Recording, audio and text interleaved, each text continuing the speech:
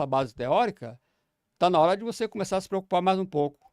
Mesmo entendendo isso aqui, para eu me comunicar com esse universo que é subjetivo e simbólico, eu tenho que entender semiótica.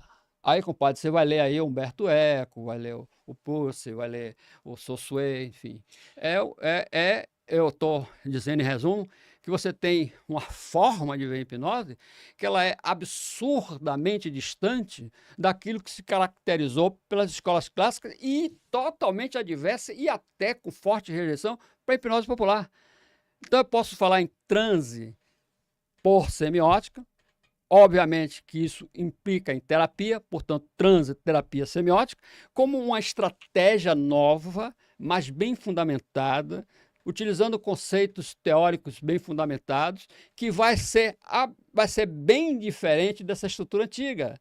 O que é que tem essa estrutura antiga com essa conversa de hoje? É porque a estrutura antiga me refiro às escolas de hipnose. É porque as escolas de hipnose tentaram, e ainda tentam, produzir transe. Aqui também é produção de transe.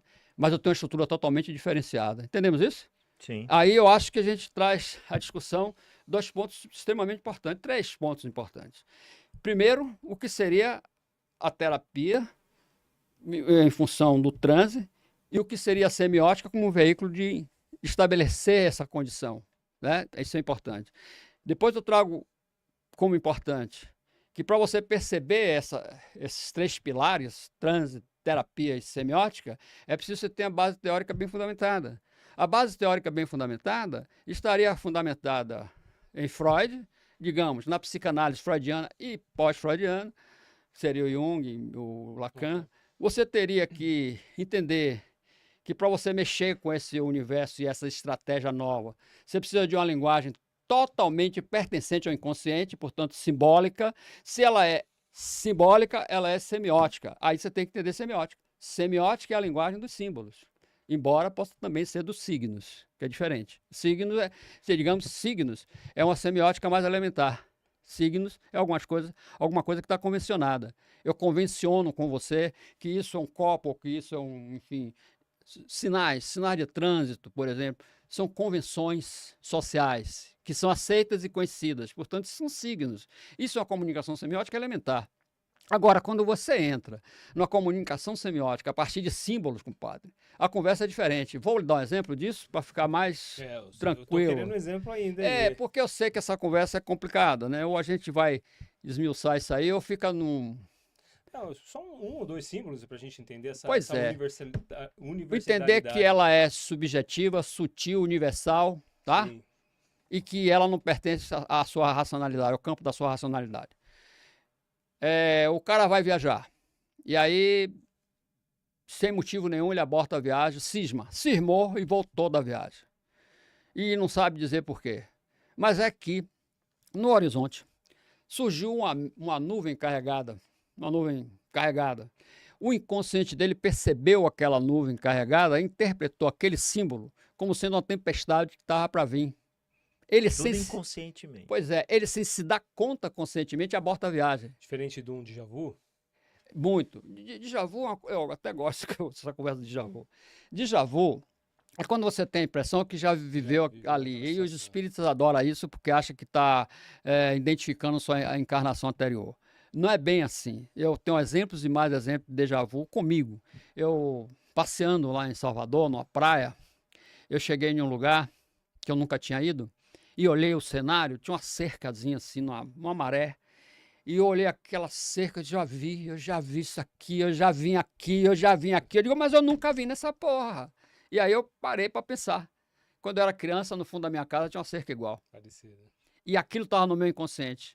Aquela imagem despertou o meu déjà vu. Sim, sim. Né? E ali me dá a impressão, porque não está consciente, é uma história que está incrustada no meu inconsciente, que eu já estive ali. Na verdade, eu nunca estive ali. É apenas um detalhe ali que me remontou a um momento que de fato eu vivi, mesmo que na terna idade. Isso é o déjà vu. Sim. Quer dizer, você não pode mistificar o déjà vu como uma condição de justificativa espíritas, né? Uhum. Mas, Se por bem que eu exemplo, não sou a questão contra que o senhor espírito. falou assim, você citou o exemplo que ele ia viajar e ele viu uma nuvem escura. Olha, desculpe, ele não viu, né? Ele não viu. Ele não viu? Não, a porra bateu passou batida. Ah, entendi que ele Ele tinha não prestou visto. atenção, mas o inconsciente O dele se consciente ligou. dele não percebeu. Ah, tá. Isso Entendi. aí- Então por isso que não é um déjà vu, porque ele não É, percebeu, né? Ele só Agora, sentiu. vamos devagar. Vamos devagar, que isso é importante. Ele não percebeu a nuvem. O inconsciente dele percebeu esse símbolo, é um símbolo que representa a tempestade. Tá. Interpreta como sendo tempestade e joga um insight para a consciência.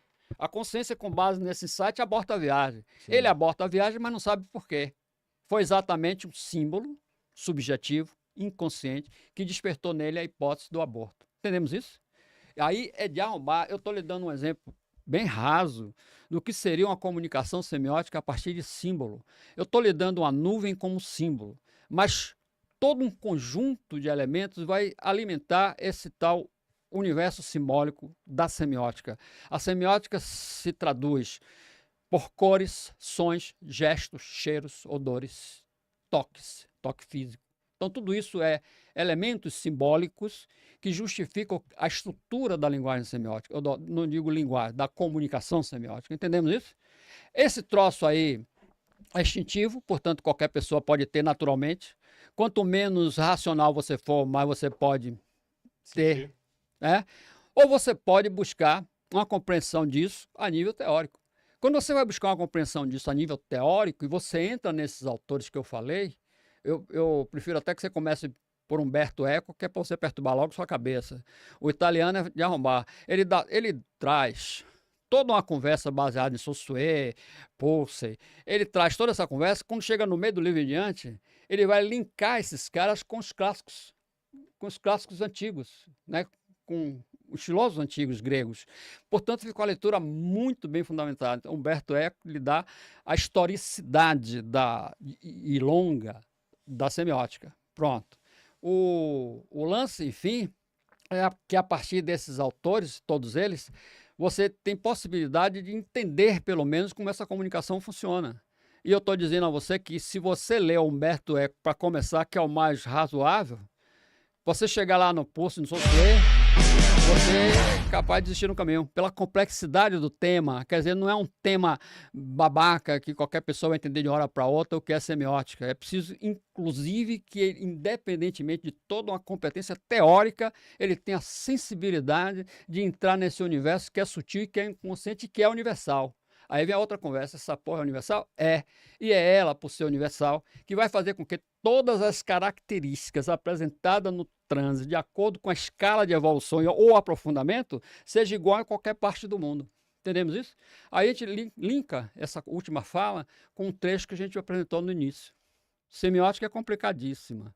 Quer dizer, não dá para você aprender semiótica de uma hora para outra, ou não dá para a gente, numa conversa, deixar claro o que seria isso. Sim, longe. igual aprender matemática. Você aprende os números e quer aprender cálculo, né? Você É. aprende número e quer aprender as grandes equações. Quer dizer, Sim. a semiótica é isso, e tem mais, compadre. Quanto mais você lê, mais você encontra detalhe para aprender. Ô, Barreiro, e você acha que, como você já tinha dito no início, algumas pessoas podem estar colocando em prática sem mesmo ter um conhecimento, Sim, né? sim. Então, muitas vezes, um profissional está fazendo um procedimento lá, vou para minha área aí, na odontologia, o dentista está lá fazendo um procedimento e ele não consegue finalizar lá uma extração, chega um outro profissional e consegue finalizar, tanto por parte técnica, nem falando de Sim. parte técnica, mas na questão Pelos períodos de atendimento. Exatamente, o paciente já demonstra mais confiança por aquele profissional, a Sim. forma que ele aborda, e então ele pode estar colocando ali uma TTS e sem mesmo saber que... Pode. O próprio cenário do consultório, Uhum. ele pode ser semiótico. O próprio ambiente. Tom de voz é um Tom símbolo? de voz, sim. Não digo a fala, eu digo a voz, os tons. Tom Sim, acalmante, né? Som, musiquinha. Musiquinha. Até a maneira, Deixa eu lhe né, dar do agora uma cara dica falar, porrada. Eu não né? quero que você mostre meu livro, não, porque eu não vendo livro e não faço propaganda de livro. Não quero fazer propaganda de porra nenhuma. Tá Não bom. quero nada. Nesse livro, você tem o prefácio por uma dentista, que se tornou minha fã. E ela exatamente vai falar com mais detalhe exatamente a parte de odonto. Dê uma lida. Vou ler sim. Você vai gostar. Quer dizer, nós chegamos a uma conclusão claríssima. Hipnose e odonto não tem divórcio, não tem contestação, não tem rompimento em nenhum momento, não tem questionamento. o dentista não pode questionar a hipnose porque ela é histórica e é absolutamente clara. Eu extraio um molar e o cara não chia. Acabou. O que é que eu tenho que provar mais? Nada, absolutamente nada, né? Mais ainda, você faz um canal e o cara não reclama, sem anestesia. Você faz, não tem sangria, regeneração da gengiva é mais rápida. Aí eu posso dizer isso aí, eu tô falando porque foi nos outros, foi em mim. Eu fiz 4 canais sem anestesia. E o cara metia a porra da broca e dizia pra mim, esse dente tá morto. Como que essa porra, esse dente tá morto se ele tá sangrando? Aí o cara não queria nem aceitar que eu poderia suprimir o efeito da dor. Você entendeu isso? Em odonto não se discute a eficácia da hipnose, mas você não precisa de transe profundo, não. Você precisa apenas quebrar minimamente a crítica, que você atinge o estado de analgesia. O efeito de odonto é analgésico, ele não é anestésico. E para um efeito analgésico é o uso da broca, coisa desse tipo. Então o senhor está dizendo que é possível um autotranse ou uma auto-hipnose? Sim, tranquilo. O cara se autocondiciona. Eu sento na cadeira e acabei. Eu esqueci o mundo. Broca essa porra aí. Desculpe. Sem aniquilar a racionalidade nem a crítica. Eu ainda estou crítico. Eu só estou amenizado na crítica. Por quê? Desculpe. Porque em odonto você não precisa de nível profundo. Você precisa de nível profundo em outras condições. Uma intervenção cirúrgica mais profunda, aí você, enfim, precisaria abrandar mais a consciência. Você acha Desculpe. que Desculpe, quando você quiser falar, me pare, viu? Porque Não, senão eu falo imagina, pra eu que cacete. peço Não, a desculpa, ideia é não. você Vocês falar quando, aqui. vocês quando falar. me Tá pra viram, ouvir e aprender vocês aqui. quando me viram não imaginavam que eu conversava tanto, né? A gente tá aqui para ouvir e Você acha aprender. que ali a sedação com óxido nitroso Sim. é uma forma da pessoa, é um transe também, só Não, que mais o induzido óxido ou nitroso não é tem fisiológico, relação? né? É É químico, fisiológico, é químico. Aí você meteu química, você esquece. Mas pode ter um efeito parecido, só que induzido quimicamente? Não. Ou você tem um procedimento analgésico anestésico químico, Uhum. seja por óxido nitroso, seja por outra substância qualquer, ou você tem isso por uma minimização da consciência do sujeito. Se eu utilizo minimização de consciência do sujeito, eu estou usando a estratégia de levar a transe. Poderia utilizar de algumas escolas ortodoxas? Poderia. A odonto monta muito o tal do... Eu falei aqui no cara clássico lá do século XIX, o famoso que mete hipnose em odontologia. Como foi o nome do cara que eu falei? Odete. Jean Odete. Na Bahia, né? Não, esse cara é no mundo. Jean Odete é francês. Aí você não... Jean Odete, na metade do século XIX, ele extraía molares. Ele chamava as pessoas para assistir, extraía molares e ninguém chava. Isso é metade do século XIX. Na Bahia, outra conversa. Foi um cara chamado Giuseppe Mazzoni, que era professor registrado da universidade, professor contratado da universidade, que assumir essa disciplina como uma disciplina curricular de odonto, que é o único caso no Brasil e um dos poucos no mundo, porque fora do Brasil, na Bahia, fora da Bahia, no Brasil, só nos Estados Unidos. Nos Estados Unidos ela chegou a generalizar nos cursos de odonto de 1958 até 1965, tem alguns casos mais ainda. Agora eu estou puxando para sua